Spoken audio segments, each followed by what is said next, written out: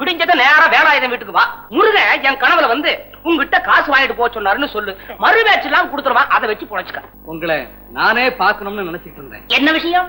வியாபாரத்துல நஷ்டம் ஏற்பட்டு கடையை மூடிட்டேன். என் கஷ்டத்தை எல்லாம் சொல்லி முருகா முருகான்னு அவனையே வேண்டிக்கிட்டு இருந்தேன். உங்ககிட்ட வேலை செஞ்சான வேலாயுதம் உன் குறைய அவங்கிட்ட போய் சொல்லி உனக்கு வேண்டியதெல்லாம் கொடுப்பான்னு சொன்னாரு.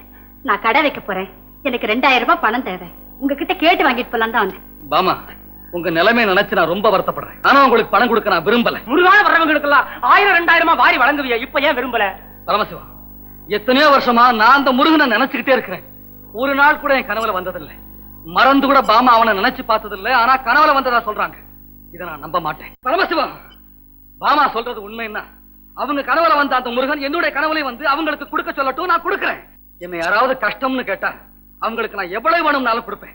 ஆனா கடவுள் பேர சொல்லி என்னை யாராவது ஏமாத்த நினைச்சா ஒரு காசு கூட அவங்களுக்கு நான் கொடுக்க மாட்டேன்.